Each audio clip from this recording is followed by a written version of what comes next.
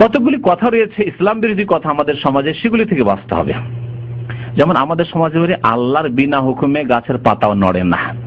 কথাটি ঠিক না ভুল? আপনারা জবাব দেবেন। আল্লাহর বিনা হুকুমে গাছের, কথাটা ভালো করে শুনুন, আল্লাহর কি বলেছি আমি? বিনা হুকুমে। আল্লাহর বিনা হুকুমে মানে বিনা আদেশে, হুকুম মানে আদেশ। তাহলে আল্লাহর বিনা আদেশে গাছের পাতা নড়ে না, কথাটা ঠিক না ভুল? ভুল। কারণ যদি এটা ঠিক হয় তাহলে বেনামাজি নামাজ পড়ে না, তো আল্লাহ কি আদেশ করেছে বেনামাজি হইতে? খুনি খুন করছে, হ্যাঁ, মারামারি কাটাকাটি করছে এই রাজনৈতিক দলগুলি, হ্যাঁ, এই আর্মিরা যে খুনাখুনি করলো, তো এটা কি আল্লাহর আদেশে? আল্লাহর বিনা হুকুমে গাছের পাতা নড়ে না। তাহলে আল্লাহকে হুকুম হয়েছে তোমরা এগুলো করো না? হুকুম হয়নি। এরা আল্লাহর হুকুমের বিরুদ্ধাচরণ করেছে। বরং আল্লাহ পাক হুকুম করেছেন ওয়ালা তাকতুলু আনফুসাকুম, তোমরা একে অপরকে খুন করবে না, হত্যা করবে না। ওয়ালা তাকতুলুন নাফসাল্লাতী হারামাল্লাহ ইল্লা বিল হক, আল্লাহ পাক যে আত্মাকে, যেই ব্যক্তিকে হত্যা করা হারাম করেছেন কখনো হত্যা করবে না। তাহলে আল্লাহর হুকুম তো আছে, হত্যা করবে না, এরা হত্যা করেছে। আল্লাহর হুকুম আছে আকিমুস সালাহ, নামাজ কায়েম করে, এরা বেনামাজি নামাজ পড়ে না। তাহলে আল্লাহর বিনা হুকুমে গাছের পাতা নড়ে না, এই কথাটি কোরআন বিরোধী, সহিহ আকীদা বিরোধী, ইসলাম বিরোধী, কুফরি কথা। তার মানে আল্লাহর দোষ চাপিয়ে, আল্লাহ তুমি তো হুকুম করেছো জিনা করার, তাই না? যদি বলেন আল্লাহর বিনা হুকুমে গাছের পাতা নড়ে না, কি একটা জিনা করেছে, বুঝে আল্লাহ তো, আমরা তো শুনেছি, হ্যাঁ, যে আল্লাহর বিনা হুকুমে গাছের পাতা নড়ে না, তো আমার জিনা করে, তাহলে আল্লাহর হুকুমে হয়েছে। আল্লাহর হুকুমে হয়েছে নাকি? আল্লাহ তো বলছে ওয়ালা তাকরাবুজ জিনা, জিনার কাছেও যেও না, কাছেও যেও না, তো কোথায় আল্লাহর হুকুম হইল? এটা কথা ভুল। আচ্ছা, তারপর আরেকটি হচ্ছে ইচ্ছা। এটা হুকুমটা হইল, এর হুকুম জানলেন আপনি, হুকুমের হুকুম জানলেন। এখন ইচ্ছার হুকুম জানেন। আল্লাহর বিনা ইচ্ছায় গাছের পাতা নড়ে না, কথাটা ঠিক না ভুল? ঠিক, মাশাআল্লাহ। কিছু লোক চিন্তা করছেন কি বলবো না বললো, কিছু লোক জবাব দিয়েছেন যাদের জানা আছে। আল্লাহর বিনা ইচ্ছায় গাছের পাতা নড়ে না, কথা ঠিক। তাহলে দুনিয়াতে শুধু ভালো কাজ হচ্ছে না মন্দ কাজও হচ্ছে? মন্দ কাজও হচ্ছে, মন্দ কাজও হচ্ছে, ভালো কাজও হচ্ছে। তাহলে দুনিয়াতে ভালো কাজ হচ্ছে আল্লাহর ইচ্ছাতে, আল্লাহর হুকুমে নয়, আল্লাহর ইচ্ছাতে। আল্লাহর হুকুম অবশ্য ভালো কাজের আছে। তো ভালো কাজের ক্ষেত্রে এই কথা বলা যাবে যে ভালো কাজের ক্ষেত্রে আল্লাহর হুকুম আদেশও আছে এবং আল্লাহর ইচ্ছাও আছে। আর মন্দ কাজের ক্ষেত্রে, হ্যাঁ, আল্লাহর হুকুম নাই, মন্দ কাজের আল্লাহ হুকুম করেননি, আদেশ করেননি, তবে আল্লাহ পাকের ইচ্ছা আছে না নেই এটা প্রশ্ন। মন্দ কাজের আল্লাহর ইচ্ছা আছে না নেই? আছে, এটা জবাব দিতে হবে, কারণ এটা তাকদীরের বিষয়। কারণ তাকদীরের ক্ষেত্রে একটি স্তর, চারটি স্তর বলেছি তাকদীরের, আবার এই বক্তব্যটা শুনবেন। একটি স্তর হচ্ছে যে আল্লাহর ইচ্ছা, মশিয়াত, ইরাদা। আরবিতে শাআ মানে চাওয়া আর আরাদা মানে ইচ্ছা করা। আল্লাহ পাকের ইরাদার কথা আর শাআ চাওয়ার কথা, ওমা তাশাউনা ইল্লা আইয়াশা আল্লাহ, আমপারাতে রয়েছে একটি সূরায়, তোমরা চাইতে পারো না যদি আল্লাহ পাক না চান। তাহলে কি বোঝা গেল? যে তোমাদের চাওয়া কার চাওয়ার আন্ডারে? আল্লাহ পাকের চাওয়ার আন্ডারে। আল্লাহ পাক যা চেয়েছেন তাই হবে। তাহলে আল্লাহ পাক ভালো চান, মন্দও চান। কেন এই কথা আমাদের বিশ্বাস করতে হবে যে আল্লাহ মন্দও চান? কারণ যদি বলেন, এখন শুনে ভালো করে, যে না আল্লাহ মন্দটা চান না, দুনিয়াতে শুধু ভালো চান, তাহলে আল্লাহ পাক রব্বুল আলামিন মন্দ চান না, মানে মন্দ হইতে দিতে চান না, হচ্ছে কি করে? তার গায়ের জোরে হয়ে যাচ্ছে। ভালো করে সূক্ষ্ম কথা, কারণ তাকদীর হচ্ছে সূক্ষ্ম বিষয়, বুঝতে হবে। যদি বলেন যে না আল্লাহ মন্দ চান না, তাহলে পৃথিবীতে মন্দ কাজ হচ্ছে না? হচ্ছে না? খুন হচ্ছে।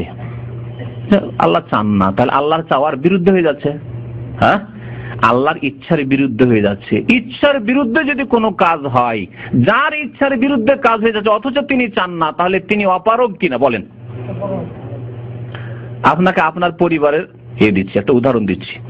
আপনার ইচ্ছা যে আপনার স্ত্রী পর্দা করুক আর আপনার ছেলে নামাজ পড়ুক, সাবালক হয়েছে, যদিও ইংলিশ মিডিয়াম পড়াশোনা করে, কিন্তু আপনি একজন মুসলিম নামাজি মানুষ, আপনার স্ত্রী পর্দা করুক, বোরকা পড়ুক, আর 5 ওয়াক্ত ঠিকভাবে নামাজ পড়ুক ওয়াক্ত মোতাবেক, আর আপনার ছেলেরা নামাজি হোক।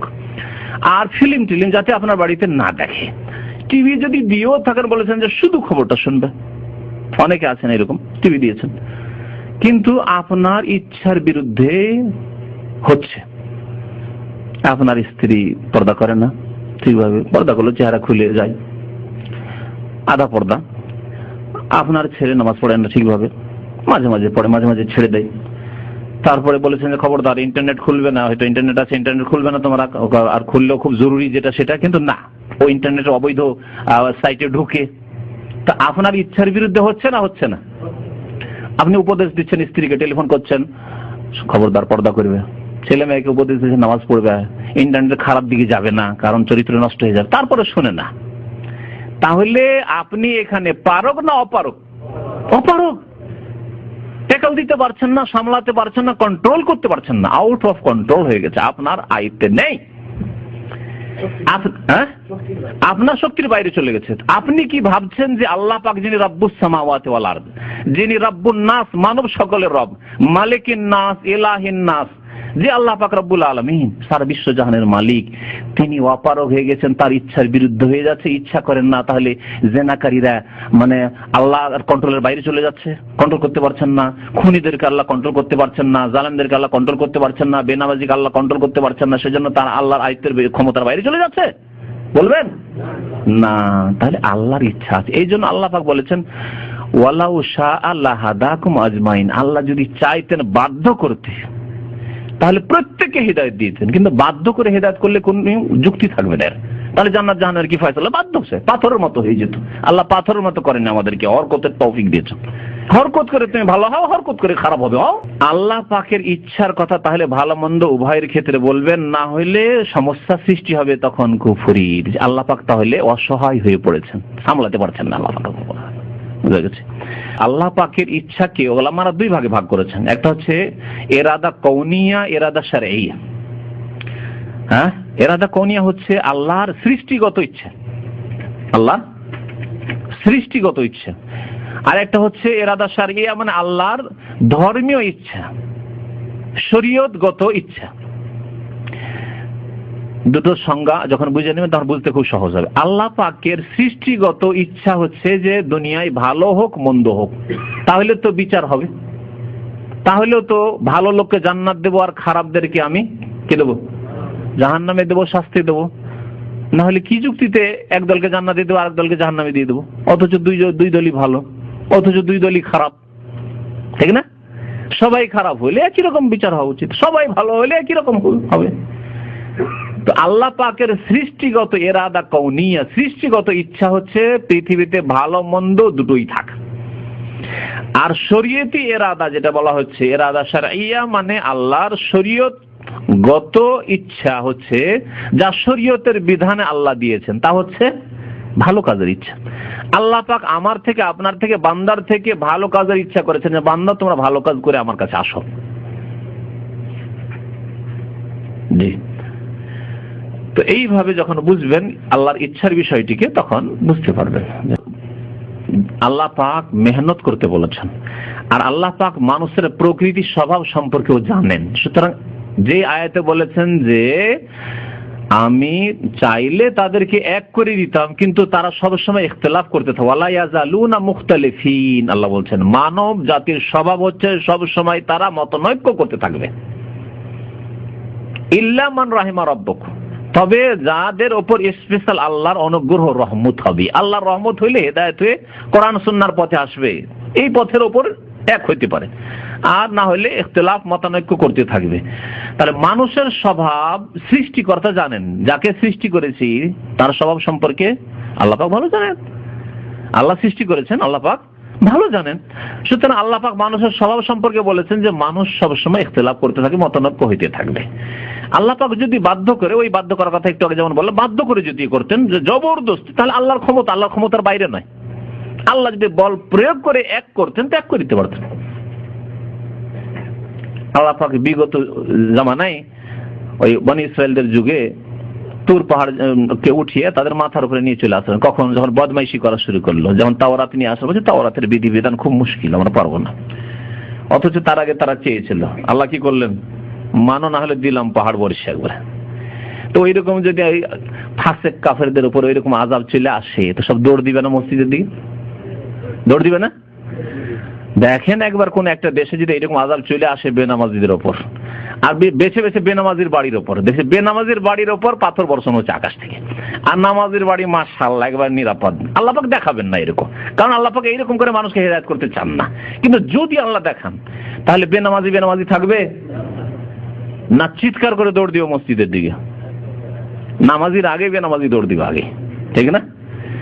তো আল্লাহ পাক জবরদস্তি এক করতে চাননি মানুষের স্বভাবকে। মানুষের স্বভাবে আছে পৃথক পৃথক হওয়া, মতানৈক্য করা। আপনি একটা যুক্তি পেশ করছেন, আরেকজন আরেকটা যুক্তি পেশ করবে।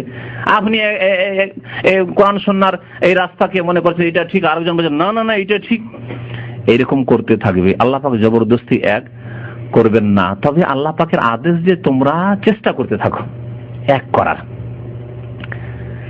পাঁচ ভাই আপনারা আছেন, কোন সময় একমত হবে না, কিছু মত পার্থক্য থাকবে, মতানৈক্য থাকবে, কিন্তু আমরা কি চেষ্টা করি না? বাবা মা চেষ্টা করে না যে 5টা ছেলেকে নিয়ে জোড়া তালি দিয়ে কোন রকম বুঝিয়ে বাজিয়ে নিয়ে চলার চেষ্টা করি? করছি তোমরা চেষ্টা। আল্লাহ পাক এই মেহনত করতে বলেছেন যে তোমরা কোরআন সুন্নাহর দিকে ডাকতে থাকো, এর উপর একত্ব আসতে পারে, মুসলিম উম্মাহ একমত হতে পারে, ঐক্য সৃষ্টি হতে পারে, চেষ্টা করতে থাকো। এর মধ্যে যত আসবে আসুক, আর না আসবে নাই আসুক।